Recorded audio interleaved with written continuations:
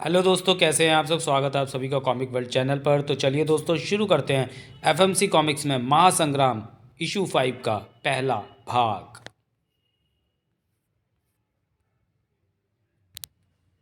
पूर्व सार।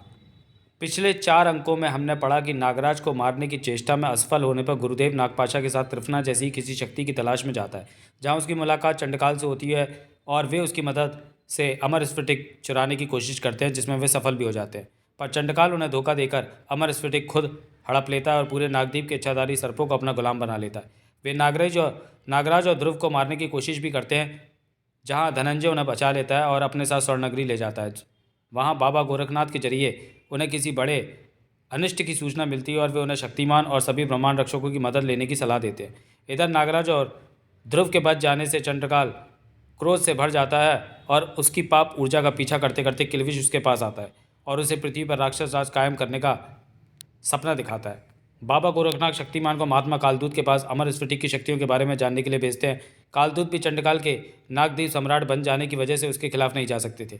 शक्तिमान कालदूत को नागदीप के हित का वास्ता देकर उससे अमर स्फटिक के उद्गम और शक्तियों के बारे में जान लेता है। पर तभी वहाँ चंडकाल आ जाता है और शक्तिमान की उससे लड़ाई होती है, जिसमें वह जीत भी रहा होता है। पर तभी चंडकाल पापमणि का सहारा लेकर उसे बेबस कर देता है। पर फिर भी शक्तिमान जैसे जैसे नागदीप से निकलने में कामयाब हो जाता है और ब्रह्मांड रक्षक हेडक्वार्टर पहुंचता है। वह ब्रह्मांड रक्षकों को सब कुछ बताता है। किल्वे शक्तिमान के बच जाने की वजह से चंडकाल पर नाराज होता है और तब चंडकाल अपने अगले वार के लिए एक बार फिर से तैयार हो जाता है। अब आगे ब्रह्मांड रक्षक हेडक्वार्टर, जहां उपस्थित सभी हीरो स्तब्ध खड़े थे और उनकी इस स्तब्धता को तोड़ा बाबा गोरखनाथ की गंभीर आवाज ने। यह तुम क्या कह रहे हो शक्तिमान? तुम इस दुनिया के सबसे शक्तिशाली मनुष्य हो, जिसकी शक्तियां देवतुल्य हैं, जिसके लिए कोई भी कार्य असंभव नहीं है। लेकिन तुम्हारा कहना है कि तुम समय यात्रा नहीं कर सकते क्योंकि तुम शापित हो। भला तुम्हें शाप किसने दिया है? दुख से भरपूर थी शक्तिमान की आवाज़। यह सत्य है कि मैं इस दुनिया का सबसे शक्तिशाली मनुष्य हूँ बाबा गोरखनाथ, जिसकी शक्तियाँ देवतुल्य हैं। परंतु मैं देवता अथवा भगवान नहीं हूँ। मैंने प्रकृति के पंच तत्वों से विशिष्ट शक्तियाँ अर्जित की हैं, जिसके कारण मैं शक्तिशाली अवश्य हूँ। परंतु प्रकृति से छेड़छाड़ करना मेरे लिए भी वर्जित है। वर्षों पहले एक घटना में मृत हो चुकी अपनी सहकर्मी गीता विश्वास को मैंने अपनी शक्तियों के द्वारा दोबारा जीवन दिया था, जिसके कारण प्रकृति का ये चक्र टूट गया था। चूंकि जीवन मरण प्रकृति या ईश्वर के हाथ में है और इसे मैंने तोड़कर उसके चक्र में व्यवधान उत्पन्न किया था, इसलिए महागुरु ने मेरी शक्तियाँ छीन ली थी। कालांतर में मेरी शक्तियाँ तो मुझे वापस मिल गई, परंतु शाप नहीं हटाया गया। इसलिए मैं अपनी सीमित शक्तियों के साथ समय यात्रा करने में असमर्थ हूँ बाबा गोरखनाथ, मुझे क्षमा करें। सच्ची पुकार सुनकर तो स्वयं भगवान भी अपने भक्त के पास चले आते हैं। महागुरु तो फिर भी मनुष्य थे। वत्स शक्तिमान, प्रणाम गुरुश्रेष्ठ, आप यहाँ। तुम्हारी पीड़ा ने हमें यहाँ आने के लिए विवश कर दिया। वत्स, इस पृथ्वी पर हर प्राणी प्रकृति और ईश्वरीय नियमों से बंधा हुआ है, चाहे वह एक साधारण मनुष्य हो अथवा तुम जैसा महाशक्तिशाली।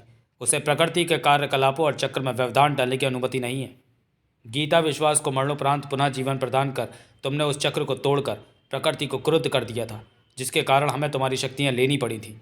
तुम्हारी शक्तियाँ तुम्हें वापस लौटा तो दी गई, परंतु उन्हें सीमित कर दिया गया था ताकि ऐसी घटना की पुनरावृत्ति ना हो। असत्य बोलना पाप होता है, परंतु यदि किसी के प्राण बचाने के लिए असत्य कहना पड़े तो वह पाप नहीं बल्कि पुण्य के समकक्ष हो जाता है पुत्र। ठीक इसी प्रकार यदि अपने व्यक्तिगत स्वार्थ से पूरे परे मानवता और संसार की रक्षा के लिए प्रकृति के विरुद्ध कुछ कदम उठाने पड़े तो वो भी पाप नहीं होगा। परंतु आज समय पुनः ऐसी परिस्थितियां सृजित कर रहा है जिसमें तुम्हें पूर्ण शक्तियों की आवश्यकता है। इसलिए हम आज और अभी तुम्हारी शक्तियों पर लगा हुआ अवरोध हटा रहे हैं। अब से इसी क्षण से तुम पुनः पूर्ण रूप से शक्तिशाली शक्तिमान बन जाओगे।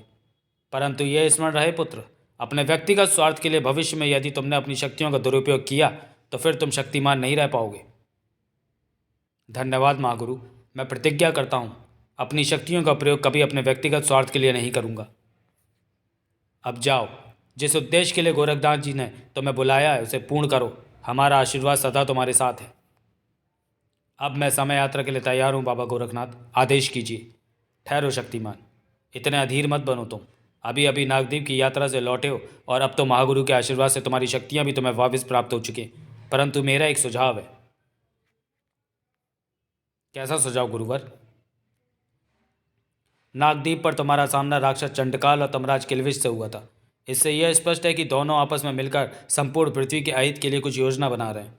इसलिए मेरा सुझाव है कि समय यात्रा अकेले करना सही नहीं होगा, इसलिए अपने साथ सहयात्री लेकर जाना उचित होगा। परंतु मेरे साथ सहयात्री के रूप में कौन जाएगा? वैसे तो यहाँ उपस्थित हर सुपर हीरो समय यात्रा पर तुम्हारे साथ जाने के लिए समर्थ है, परंतु यदि मेरी दूरदृष्टि के अनुसार देखा जाए तो नागराज और परमाणु तुम्हारे साथ जाने के लिए समर्थ सहयात्री होंगे, और इन्हें तुम्हारे साथ समय यात्रा पर भेजने के लिए मेरे पास एक सशक्त कारण है। जहाँ नागराज सर्प शक्ति धारक है, वहीं परमाणु भी अद्भुत वैज्ञानिक शक्तियों का स्वामी है। महात्मा कालदूत अत्यंत प्रलंकारी शक्तियों के स्वामी है। इसलिए यह समय यात्रा नागराज और परमाणु के साथ करो तो बेहतर होगा। आपका सुझाव तो उत्तम है गुरुवर, परंतु एक समस्या और भी है कि मैं अपने साथ समय यात्रा पर किसी एक ही को लेकर जा सकता हूँ। हाँ, यदि कोई यान अथवा यंत्र होता तो मैं अपनी शक्ति से उसमें अधिक आदमी लेकर जा सकता था। इसलिए अब आप मुझे बताइए कि इनमें से मैं किसके साथ जाऊँ? नागराज और परमाणु तुम्हारे साथ ही जाएंगे शक्तिमान, हम तुम्हारी मदद करेंगे। नागपाशा और गुरुदेव, तुम दोनों यहाँ कैसे आ पहुँचे? नागपाशा और गुरुदेव ब्रह्मांड रक्षक हेडक्वार्टर में पहुँच चुके थे और वहाँ से दूर नागदीप की धरती पर महात्मा कालदूत की गुफा में। उठ कालदूत, ये साधु सन्यासी बनने का ढोंग रचना बंद कर दे। तूने हमसे जो विश्वासघात किया उसका दंड देने के लिए हम तुम्हारे समक्ष उपस्थित हुए हैं। हम यानी राक्षस राज और नागदीप सम्राट चंडकाल। नाग सम्राट, आप यहाँ और आप हमें ढोंगी कह रहे हैं? हमने ऐसा क्या अपराध किया जिसके लिए आप हम पर इस प्रकार का आरोप लगा रहे हैं? आरोप नहीं, नहीं सत्य है बुड्ढे। तूने अपने सम्राट के शत्रु नागराज के मित्र शक्तिमान से न केवल इस अमर स्फटिक का रहस्य बताया है, बल्कि मुझे परास्त करने के लिए कोई उपाय भी सुझाया है। जिवा को लगाम दीजिए नाग सम्राट। आप नागदीप के सम्राट हैं, इसका यह अर्थ कदापि नहीं कि आप हमारा अपमान करें। हम नागदीप के संस्थापक और संरक्षक हैं। हमारा कार्य नागदीप की रक्षा और उन्नति है, न कि केवल नागदीप के शासक की आज्ञा मानना। यह हमारी निष्ठा ही है जो आपके इस प्रकार हम पर आरोप लगाने के बाद भी आप हमारे समक्ष जीवित खड़े हैं। हम एक तपस्वी हैं और तपस्वी का धर्म होता है अपनी शरण में आए हुए को सही मार्ग दिखाना और उसकी समस्या का निवारण करना। शक्तिमान के मामले में हमने अपना वही धर्म निभाया है। तेरी इतनी हिम्मत कि तू मुझे आंखें दिखाता है? मैं तुझे जीवित नहीं छोड़ूंगा। अमर स्फटिक से घातक किरणें निकली तो जरूर, परंतु कालदूत तक पहुंच नहीं पाई। अमर स्फटिक की शक्ति हम पर प्रभाव नहीं डाल सकती सम्राट, क्योंकि हमने ही सर्वप्रथम उसे सिद्ध किया था। उल्टा यदि हम चाहें तो अपने काल दंड द्वारा अमर स्फटिक की शक्ति को सोखकर उसका वार आप पर ही कर सकते हैं। पड़ाम! हम चाहते तो हमारा ये वार आपके लिए प्राण घातक भी सिद्ध हो सकता था नाग सम्राट, परंतु हम नागदीप के सिंहासन के प्रति वचनबद्ध हैं, इसलिए हम आपका अहित नहीं करेंगे। एक राजा का कर्तव्य केवल अपने राज्य की जनता की सुख समृद्धि के बारे में ही नहीं, अपितु संपूर्ण संसार के हित के लिए सोचना होता है। परंतु आप ये नहीं समझेंगे, क्योंकि आप एक असुर हैं। हम अब भी नागदीप के सिंहासन के लिए वचनबद्ध हैं, और यह भी सच है कि हम नागदीप के शासक का आज्ञा का पालन करेंगे, लेकिन इसका अर्थ यह कदापि नहीं कि आप अथवा सम्राट के पद पर बैठा हुआ कोई भी व्यक्ति नागदीप या हमारे विरुद्ध कोई कदम उठाएगा तो हम मूक बधिर बनकर उसे देखते रहेंगे। यदि भविष्य में आपके मन में ऐसा कोई विचार आए तो यह स्मरण रखिएगा कि हम तपस्वी से पहले एक योद्धा भी हैं। अब हमें क्षमा करें, हमारी समाधि का समय हो रहा है। कालदूत की गुफा से निकला चंडकाल सीधा काल गुफा में पहुंचा, जहां पर उसकी प्रतीक्षा कर रहा था तमराज किल्विश। आओ चंडकाल, मैं तुम्हारी ही प्रतीक्षा में था। कहाँ गए थे तुम?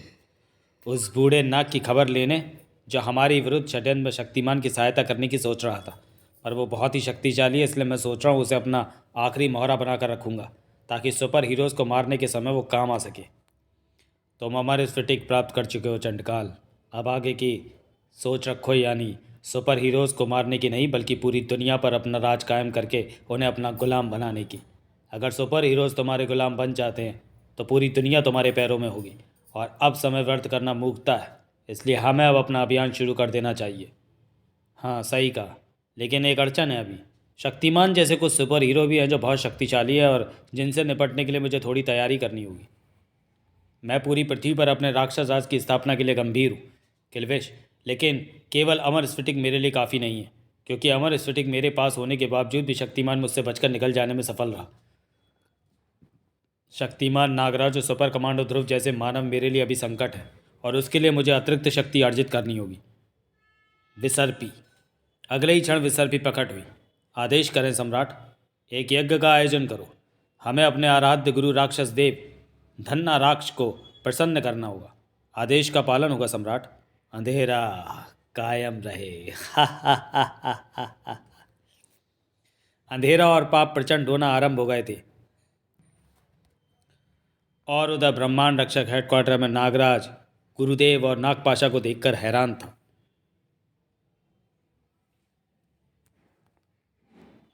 तुम दोनों यहाँ कैसे पहुँच गए गुरुदेव? आसान था नागराज। हमने महानगर में घूम रहे तुम्हारा एक सर्प को पकड़ा और उसके शरीर की तरंगों के जरिए तुम्हारे शरीर की तरंगें पकड़ते हुए यहाँ तक आ पहुँचे। लेकिन तुम लोगों को मुझसे क्या काम है जो तुम यहाँ ब्रह्मांड रक्षक हेडक्वार्टर तक आ पहुँचे? हमें तुम्हारी मदद चाहिए नागराज, और शायद तुम्हें हमारी, क्योंकि ये सारा बखेड़ा हमारी वजह से ही खड़ा हुआ है। मैं समझा नहीं, तुम कहना क्या चाहते हो?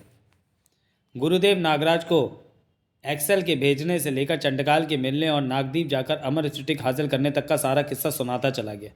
मैंने तुमको शुरू से पूरी बात बताता हूँ नागराज। दरअसल उस रॉबोट एक्सेल को तुम्हें मारने के लिए मैंने ही भेजा था। सारी बात सुनने के बाद सिर्फ मुझसे बदला लेने के लिए तुमने न केवल महानगर में तबाही मचवाई बल्कि नागदीप पर सैकड़ों नागों को मरवा दिया। क्या यही तुम्हारा धर्म है गुरुदेव? तुम नायक हो तो हम खलनायक हैं नागराज। अगर तुम पुण्य के रखवाले हो तो हम पाप के पक्षधर। ये तो लगा रहेगा। फिलहाल असली मुद्दे पर आते हैं। शायद तुम्हें अंदाज़ा भी नहीं है गुरुदेव कि तुम लोगों ने कितनी बड़ी मुसीबत को हवा दे दी है। चंडकाल अब अमर स्फटिक की मदद से सारी दुनिया को राक्षस बनाना चाहता है। हम जानते हैं नागराज कि हमने चंडकाल की मदद करके अपने ही पैरों पर कुल्हाड़ी मार ली, इसलिए हम यहाँ मदद के लिए आए हैं। लेकिन तुम हमारी मदद कैसे करोगे? जब हम यहाँ अंदर आ रहे थे तो शक्तिमान और गोरखनाथ की बातें सुन चुके थे, और मैं एक ऐसे यंत्र का निर्माण कर सकता हूँ जिसके ज़रिए शक्तिमान अपने साथ किसी अन्य को भी लेकर समय यात्रा कर सकता है। क्योंकि मेरे लिए अपने यांत्रिक ज्ञान की मदद से ऐसे यंत्र का निर्माण करना कोई मुश्किल कार्य नहीं है। वर्षों पहले मैंने एक यंत्र का नक्शा बनाया था जिसकी मदद से समय यात्रा की जा सके, और अब लगता है कि अब उस यंत्र को बनाए जाने का समय आ गया है। गुरुदेव, भले ही पाप का प्रतीक है, परंतु हमें आशा है कि वह तुम्हारी मदद अवश्य करेगा। अब समय है कि तुम लोग मिलकर चंडकाल का सामना करो और मानवता और पृथ्वी की रक्षा करने में सफल बनो। मेरे जाने का समय हो चुका है, परंतु मेरी शुभकामनाएं तुम सबके साथ हैं। धर्म की रक्षा करो, अधर्म का नाश करो। बाबा गोरखनाथ भी प्रस्थान कर गए। समय यंत्र का निर्माण करना शुरू कर दो गुरुदेव। परमाणु और स्टील के साथ बाकी सारी चीज़ें मैं तुम्हें उपलब्ध करवा दूंगा। लेकिन मुझे शक है कि शायद इस कार्य में कई दिन लग जाएं। उसकी फिक्र मत करो, क्योंकि जब इस धरती का सबसे तेज विज्ञान तुम्हारी मदद करेगा तो कई दिन का कार्य कुछ घंटों में ही पूरा हो जाएगा। और मदद के लिए आएगा मेरा मित्र और स्वर्ण नगरी का रक्षक देव धनंजय। आओ मित्र धनंजय, एक बार फिर तुम्हारी मदद की ज़रूरत आन पड़ी है। बताओ मित्र, मुझे क्या करना है? ध्रुव धनंजय को सारी बातें बताता चला गया। सारी बात सुनने के बाद, तुम चिंता मत करो ध्रुव, मैं स्वयं गुरुदेव के साथ उस समय यंत्र का निर्माण में लग जाता हूँ। हमें तुमसे यही आशा थी मित्र। न्याय शक्तियाँ अपना प्रभाव बढ़ा रही थीं और असत्य भी अपनी चाल चलना शुरू कर चुका था। चंडकाल अपने राक्षस गुरु धन्ना राक्ष को प्रसन्न करने के लिए यज्ञ आरंभ कर चुका था।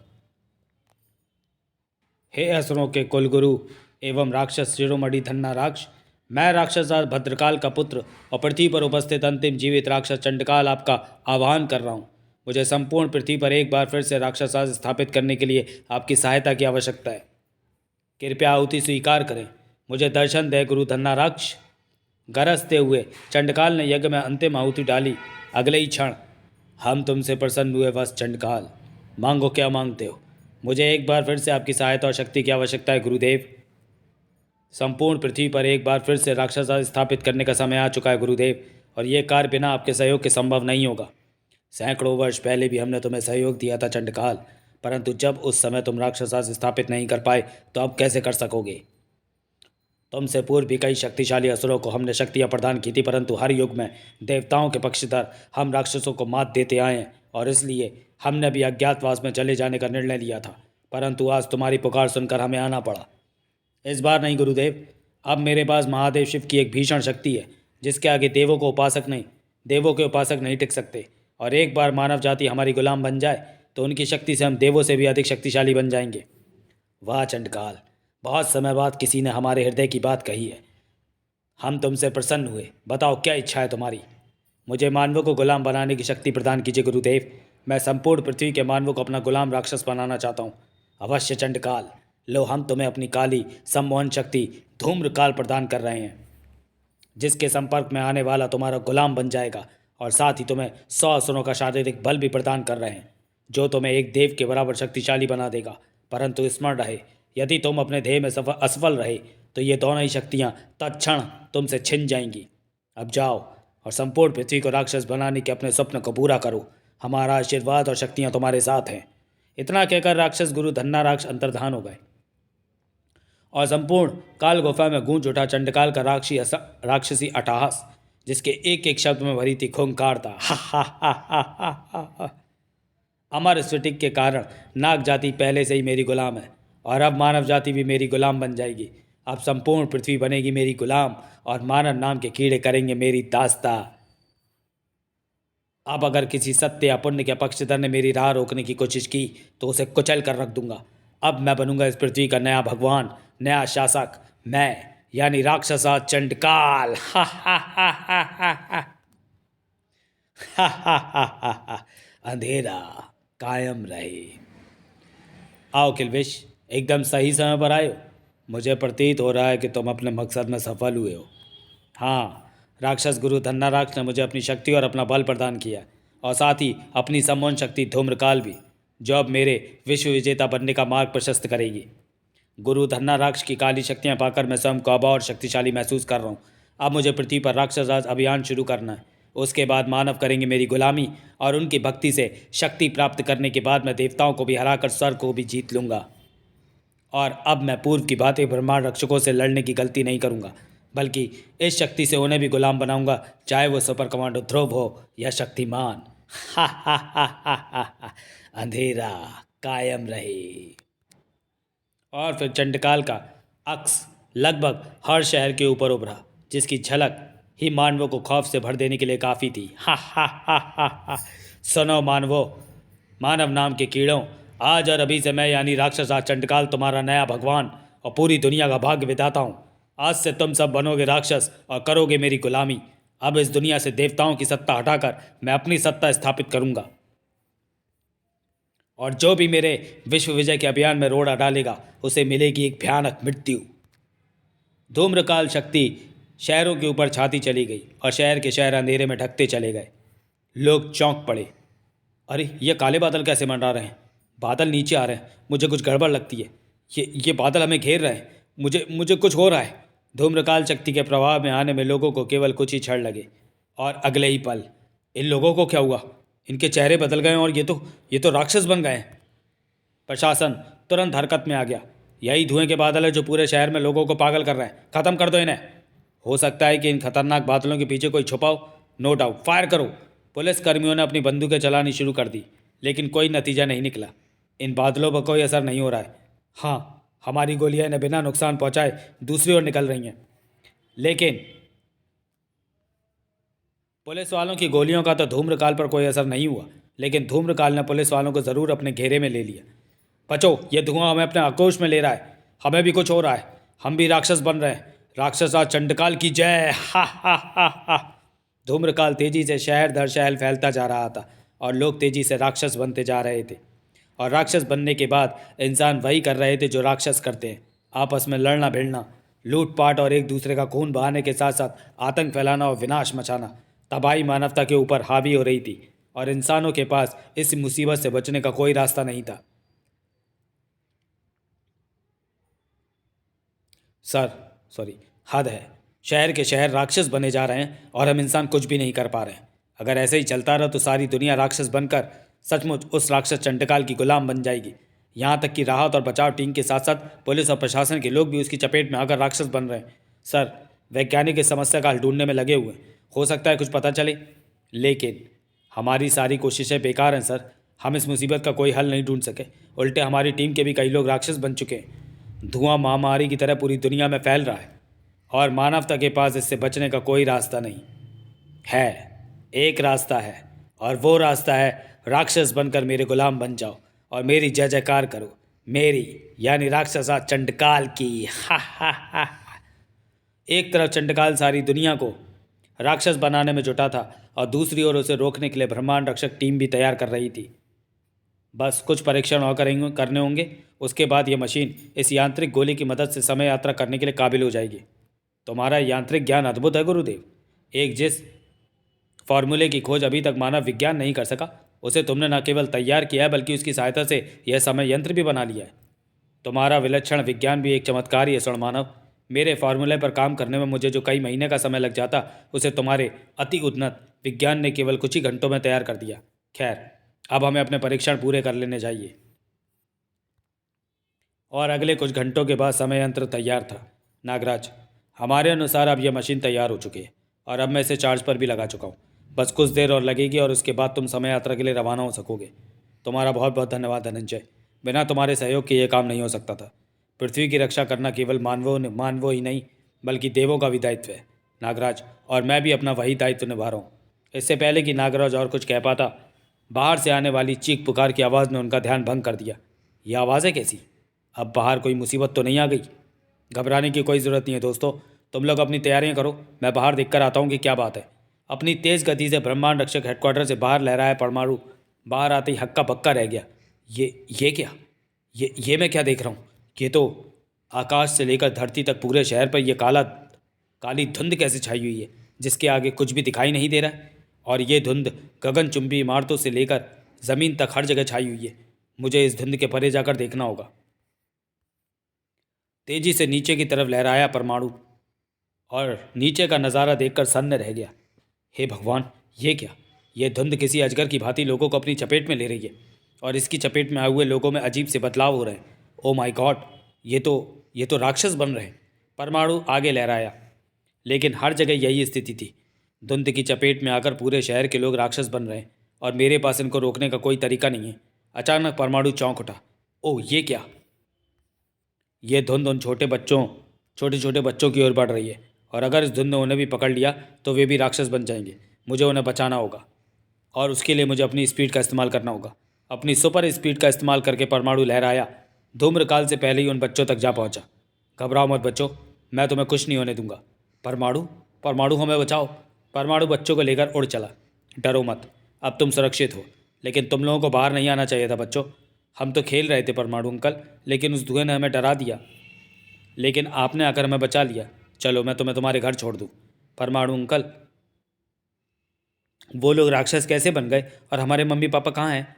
मुझे नहीं पता बेटे, लेकिन शायद तुम्हारे मम्मी पापा भी तुम्हारी तरह ही मुसीबत में फंसे हो सकते हैं, शहर के बाकी हज़ारों लोगों की तरह।